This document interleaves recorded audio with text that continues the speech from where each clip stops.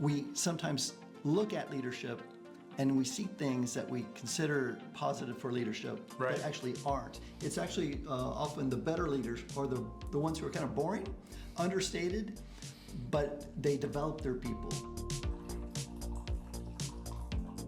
Education is important, and I think one of the things I'll tell you as a small business owner, there's nothing I learned in my formal education.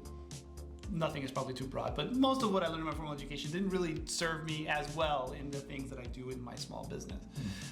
But does that mean that as a small business owner, I should stop educating myself? Like, how important is it to keep educating ourselves on marketing, finance, planning, and so on and so forth? Yeah, very. As an educator, I say it's very, very important.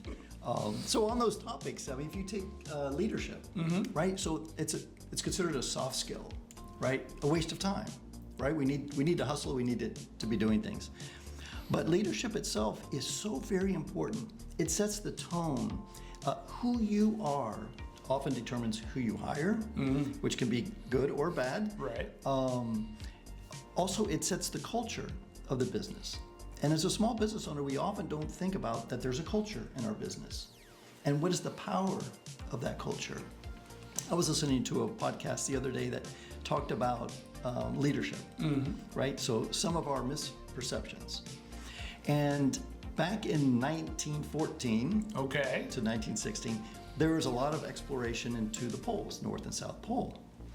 And so they were talking about two explorers, and they're talking about the leadership of these expeditions. So one, I think, was from Norway or Sweden, and he had 4 successful expeditions to the poles. Okay. Right? He planned it out. He studied. He was really good at hiring the crew.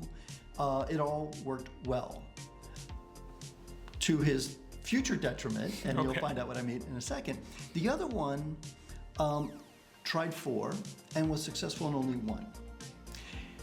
But that one has movies made out of him, has 27 books, where the other one only has 4, and the person doing the podcast wrote 2 of them.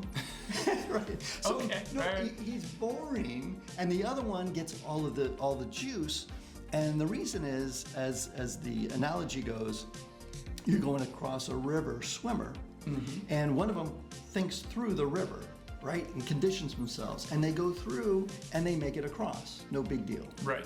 The other one just jumped in, and they're flailing, they're fighting, they're hitting boulders, they're fighting, and there's a crowd watching, and there's gambling going on.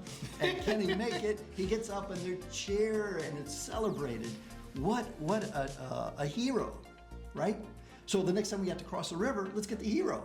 That was great. We remember them.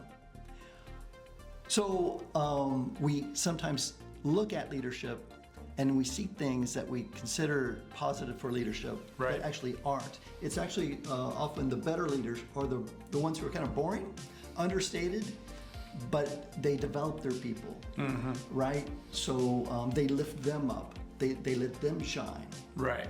So the importance of education when it comes to leadership, it's so important. Often it's the things we don't know until we learn them. But finance, obviously very important, keeping score, and marketing. Are we actually targeting the right people? Are we getting to them in an efficient and effective way?